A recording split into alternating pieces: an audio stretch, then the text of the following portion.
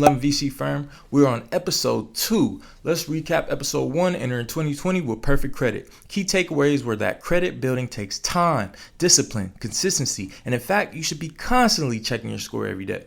We touched on preventing yourself from dispositioning your financial state to acquire items that are tangible when you do not have the means to do so because it sidelines you from your intention to improve your credit. In this episode, Johnny Debt and Sleepy Credit, we will go into depth about credit. We will talk about what credit was intended to be used for, how credit works, different types of credit, why we need credit, the different credit bureaus, the whole nine. We have you covered here on 1111 VC firm where we do the research so you can build your future and redistribute the wealth for generations to come. Now, my personal experience with credit starts after high school.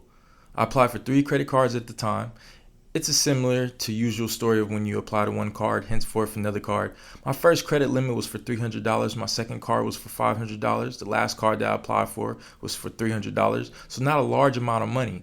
But I was very new to credit, like a fish out of water, with no understanding on how it works. I never received advice about credit from my parents. I was just winging it. What is credit? How do you improve it? What is interest? And signing these credit card applications without hesitation, like I just inherited millions from Warren Buffett. I had no idea what interest was or how it worked. I just knew that number was very high in the double digits. Long story short, I maxed out these cards, exceeded the balance multiple times before closing these accounts and researching about credit management and credit utilization. Once I got that information, I turned around my devious behaviors and I got my act together to increase my credit. So my score is very high and now I'm in a better place, in a better position. So now I want to share my success and my knowledge with you guys so that you guys don't make the same mistakes that I did and you guys can give back to those that's going to be in your shoes as well. Each one teach one. That's how it works. So let's get into this gravy about this ingredient called credit. First, what is credit? According to an article from Experian.com, Jim McKinn, credit is the ability to borrow money or access goods or services with the understanding that you'll pay later. Lenders, merchants, and service providers, known collectively as creditors, grant credit based on their confidence that you could be trusted to pay back whatever that you borrowed, along with any finance charges that may apply. To the extent that creditors consider you worthy of their trust, you are said to be credit worthy or to have good credit. Good credit can sometimes sound very ambiguous. Let's examine what is good credit for the average person. So a score of 700 or above is typically considered good, and a score of 800 or above is considered excellent. A score of 670 or below is considered a fair score, and anything below that, your credit's just shot. Sorry. But it doesn't stop there. Here at 1111 VC firm, we provide you with the information so that you can be informed and make better decisions and improve your lifestyle. Let's dig into how credit works. Lenders specifically in the U.S. look at your credit history, including your record of borrowing and repaying the borrowed funds to determine whether to offer you credit. The credit bureaus use credit scoring models to evaluate your worthiness to receive credit. The scoring calculations are based on payment record, frequencies of payments, amount of debts, credit charge-offs, and number of credit cards in your possession. A weight is then assigned to each factor considered in the model's formula, and a credit card is assigned, and it's based on evaluation generally ranging from 300 to 850 on the score. And the terms of loans will be for you, but there's different credit scoring models which touch on different factors. So most important, you have the FICO scoring model and the Vantage score model. The FICO score model is considered the most reliable. Why do you say? Because it has been around for a long time, and there have been many revisions on the factors that determine an actual credit score. The latest scoring model is the FICO 9. The major revision in this FICO 9 model is that from other FICO score models in the past is that if you have an unpaid medical bill, there's less weight of having that be like a huge impact on your score. And collection agencies and debt buyers can only report medical debts until they are 180 days old. Here's the thing. Lenders have a choice to upgrade or stay with the version that they have a FICO score. Like you have a choice to choose to upgrade to an iPhone or Samsung. And sometimes they don't want to upgrade because it could get very expensive. So take this into account because some lenders are still using FICO 5 while others have upgraded to FICO 9. But the only way for you to know the FICO score is to ask the lender, which one are you dealing with? So you may ask how your FICO scores are calculated. Well, regardless of which FICO model is being used, 5 factors are taken into account to define your credit score. So you got payment history, you got credit utilization, credit history, types of credit, and new credit. The payment history accounts for 35% of your score.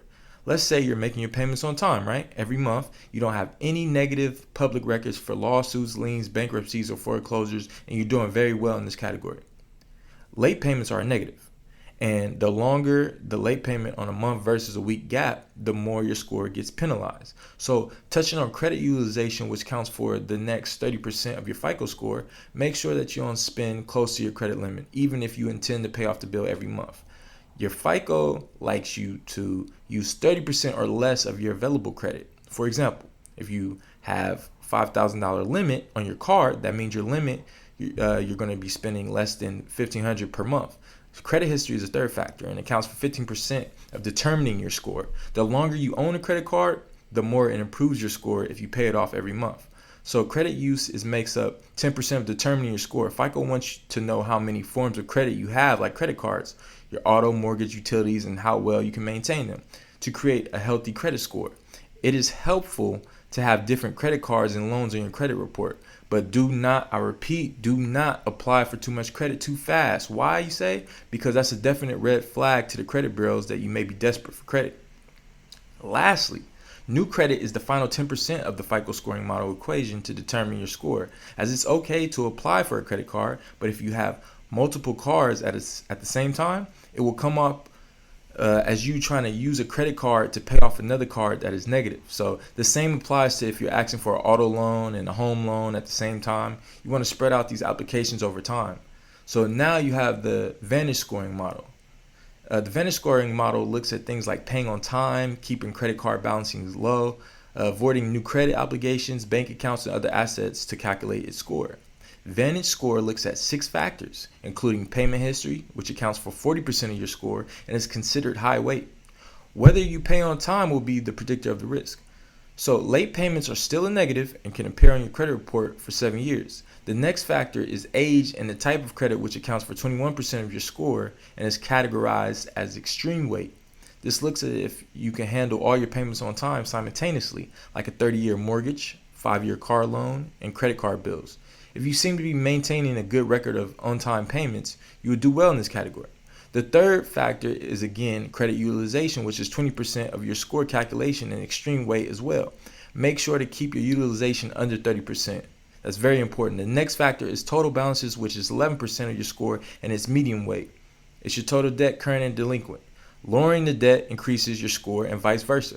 The other factor is recent behavior, which is 5% of your score calculation, and it's called low weight. This deals with new accounts and the number of hard inquiries that we will talk about later in the podcast. The last factor is available credit, which accounts for 3% of your score and is categorized as extremely low weight. This is the amount of credit you have available to use. Services like Credit Karma uses the Vantage score model. Other factors that are unique to the Vantage score include ignoring collections, paid or unpaid. Make sure that you settle your debts and respond to collection agencies when they call you. Ignoring these things will only make things worse. You always want to make sure that your debt is settled. So the Vantage score is the same as the FICO's 300 to 850 range, but it includes a letter grade like a report card, A through F, to help you understand your score. The Vantage score uses information from all 3 credit reporting bureaus, but weighs in those certain factors more heavily discussed previously than the FICO scoring model. The scores are similar, but they're never the same. Your credit history is stored in credit reports maintained by the 3 independent credit bureaus, Experian, TransUnion, and Equifax. The credit lenders voluntarily report your credit report data. You're entitled to 1 free copy of credit report every 12 months for each of the 3 credit reporting companies. So make sure that you always get your copy every year. And they update these once a month, at least every 45 days, but the exact date varies by lender. The credit bureaus don't require that all lenders submit their information by a certain time each month. Did you know that you can ask credit card companies when they report to the credit bureaus? Yes, you can ask credit card companies when do they report to the credit bureau. Most of the time, the credit card companies are willing to work with you. Mistakes and inaccuracies happen more often than you know, such as misspelling, of the names, addresses, and other personal information, credit bureaus are legally obligated to investigate when you dispute the accuracy of an item on your credit report. If you don't check your credit report constantly, this can go unnoticed and impact your credit in a harmful way. You should make it a habit to review your credit report every year, and if you find mistakes, take the simple steps to correct them. Let's touch on the different type of credit inquiries, which are hard inquiries and soft inquiries. A hard inquiry, sometimes called like a hard pull, is when a company or entity has a legitimate business reason to look into your credit. The lender is generally looking to find information about whether or not you're reliable and paying the money back. Your credit report will show the lender a report card of your payback history, how much credit you have, what type of credit you carry, such as mortgages, auto loans, and or credit card balances. The type of lenders and creditors that typically use hard credit inquiries are mortgage companies, auto financing firms, student loan companies, lenders, personal and business, and credit card companies. When the hard inquiry is taking place, the lender or creditor has access to your credit report, which can include the number of accounts you opened recently, the accounts opened recently versus the longer standing accounts, the number of recent inquiries you had, and the time elapsed since any past credit inquiries. Keep the number of hard inquiries low. I repeat, keep the number of hard inquiries low. On the other hand, soft inquiries may be requested for a number of reasons, as creditors use soft inquiries for marketing to potential customers, such as the credit card company wants to verify a pre-approval offer to a customer. A company may want to check into your background as a new hire, landlord checking into your application for apartment rental, financial companies verifying your identity, utility companies considering you a new customer. For example, I became a new customer for an internet company, and I was subject to a soft credit check. And did you know that even your current creditors may conduct soft credit inquiries if you're applying for a new loan or you want to increase your line in credit? But it's important to note that your credit limit depends on how much money you're making. So the more money you make, the higher your line of credit. Hard inquiries can have a negative effect on your credit by lowering your credit score. Soft inquiries are still noted on your credit report, but these inquiries cannot lower your credit score, and they do not show up as a negative on your credit report. It's also important to note that in order for a lender or creditor to conduct these hard inquiries, you must grant them permission to do so. If you discover a hard credit inquiry that was conducted without your permission or without your knowledge, you could dispute it. Use services such as LexisNexis, CoreLogic, Sage Stream, which contains a full file disclosure, including the consumer's file and public research records. So you can see what information about you is maintained in LexisNexis files. You're able to lock and freeze your 3 bureau reports. You can remove all old addresses, old jobs, name variations, social security number variations. You can do so by sending certified letters with signed affidavits telling the credit bureaus to prove that the debt is yours. And if they can't, then they must remove it. And you have another option as well as filing reports against the 3 credit bureaus with the CRFA, which is the Consumer Review Fairness Act, blocking those bureaus from reporting disputed unverified accounts. Key: if you're paying interest on a credit card, you're losing money. You do not and you should not be paying interest on a credit. Credit card companies report to the bureaus what they bill you and not what you pay. You can and should, only if you can, pay off your credit card every month at any credit score. Wait to pay off your balance after the credit card companies reported to the 3 credit bureaus. You should always pay in full every month. Never give the bank interest on your money.